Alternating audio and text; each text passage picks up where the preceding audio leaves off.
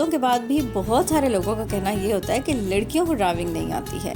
अच्छा जी, लड़कियों को ड्राइविंग नहीं आती है तो आप मर्द हज़रात को तो बहुत अच्छी ड्राइविंग आती है।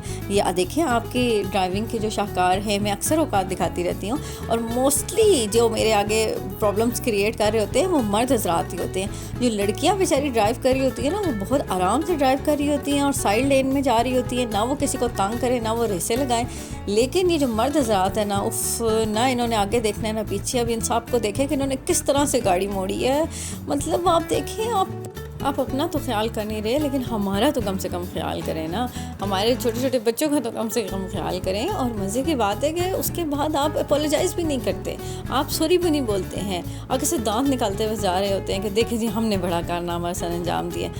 फिटे मुँह है कसम खुदा की, बंदे क्या बोले आपको कि आप लोगों को ज़रा रोड एथिक्स नहीं है, ज़रा तमीज़ नहीं है कि रोड पे कैसे चलना है। अगर आपने टर्न लेना है तो एटलीस्ट वेट कर लेना। जो बेचारा सामने सीधे से आ रहा होता है, पहला राइड उसका होता है, आप वेट करें। अगर आपको गैप मिलता है तो आप टर्न ले लें। ये कौन सा तरीका है कि अंधेवाह जहाँ दिल करता है आप वहाँ से टर्न ले लेते हैं और पीछे आने वाले को जी वो तो खुद ब्रेक लगा लेगा। उसके पास ब्रेक है ना, ब्रेक किस लिए लगाई हुई है उसने गाड़ी में, स्कूटी में, इसी वक्त के लिए तो लगाई हुई कि हम रॉन्ग टर्न लें और वो पीछे आने वाला खुद ब्रेक लगा लेगा। तो बस यही साइकिल सबने रखी हुई है कि जी हमारा तो जहाँ दिल करेगा हम रुक जाएंगे, जहाँ दिल करेगा हम ब्रेक लगाएंगे, जहाँ दिल करेगा हम टर्न ले लेंगे और पीछे आने वाला भाड़ में जाए हमारी तरफ से। तो ये हमारे पाकिस्तानी जो है ना, ज़्यादातर ड्राइवर हजरात के यही साइकी है। और बहुत ही गुस्सा आता है मुझे, लेकिन फिर मैं कहती हूँ कि क्या बोले बंदा, और कितनी दफ़ा बोले यार, कितनी दफ़ा कह चुकी हूँ, कितनी दफ़ा बता चुकी हूँ, लेकिन नहीं, ख्याल आता तो नहीं। और फिर इल्ज़ाम क्या आता है जी, इन लड़कियों को तो गाड़ी चलानी ही नहीं आती, पता नहीं इन्हें किसने रोड पे गाड़ी दे दी है, पता नहीं इन्हें किसने स्कूटी दे दी है। भाई हमें जिसने भी दिया है ना, हम आपसे बहुत अच्छी चलाते हैं। और ज़्यादा इम्पॉर्टेंट ये है कि अच्छी हम चलाएं ना चलाएं, हम सेफ़ बहुत चलाते हैं। मैंने जितनी भी लड़कियां ड्राइविंग करते हुए देखी हैं, कम से कम उनको कभी मैंने स्पीड मारते हुए नहीं देखा, उनको कभी रेसें लगाते हुए नहीं देखा, उनको बड़े आराम से इत्मीनान से ड्राइव करते हुए देखा है।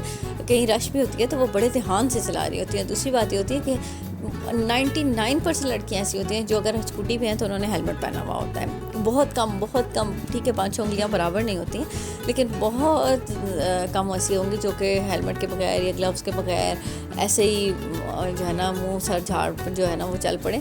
नॉर्मली लड़कियां बड़ी पूरी किट के साथ चला रही होती हैं, और अगर गाड़ी चला रही होती हैं तो भी सीट बेल्ट के साथ चला रही होती हैं। तो हम लड़कियां जो होती हैं ना, वो ड्राइविंग में ज़्यादा कॉन्शियस होती हैं, हम ज़्यादा ध्यान से चलाते हैं।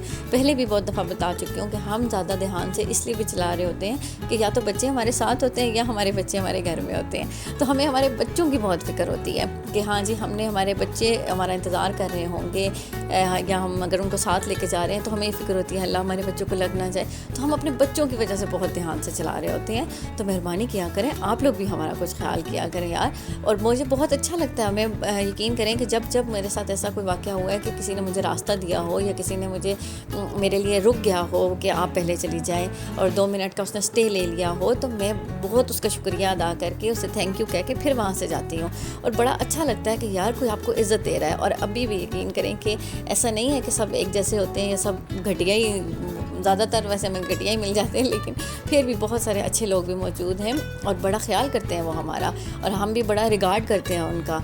और इतना अच्छा लगता है कि यार अभी भी हमारे माशरे में थोड़ा सा एहसास बाकी है, थोड़ा सा ख्याल करना किसी की इज़्ज़त करना बाकी है। कि कोई देखता है कि यार फेक फ़ीमेल है या वो बच्चों के साथ है या जो भी है, अकेली भी है, तो वो उसका बड़ा ख्याल कर रहे होते हैं लोग। तो वो बहुत अच्छा लगता है। तो मेहरबानी करके जो चंद एक लोग हैं ना बीच में, ये जो तंग करने वाले लोग हैं, खुदारा ऐसा ना किया करें।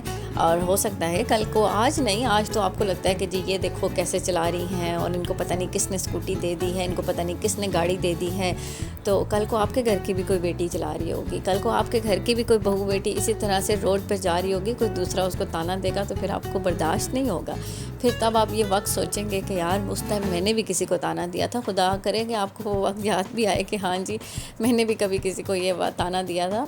तो अल्लाह ना करे ये वक्त ऐसा कभी आपके ऊपर आए, तो इज़्ज़त किया करें। और फ़ीमेल ड्राइवर्स की मोस्टली मैं हमेशा ये बात कह रही होती हूँ कि फ़ीमेल ड्राइवर्स की ज़्यादा इज़्ज़त किया करें, क्योंकि वो किसी न किसी मजबूरी के तहत बाहर निकली हुई होती है, वो अपना काम कर रही होती है, वो किसी पर डिपेंडेंट नहीं होना चाहती यार, वो इंडिपेंडेंट ज़िंदगी गुजारना चाहती है। आप तो खुदा का शुक्र अदा करें, लाखों शुक्र अदा करें कि औरत अपनी ज़िम्मेदारियों के साथ आपकी ज़िम्मेदारियाँ भी उठा रही है। आप इस काबिल होते अगर, तो वो क्यों बाहर निकलती, वो क्यों ज़िम्मेदारी अपने सर पे लेती।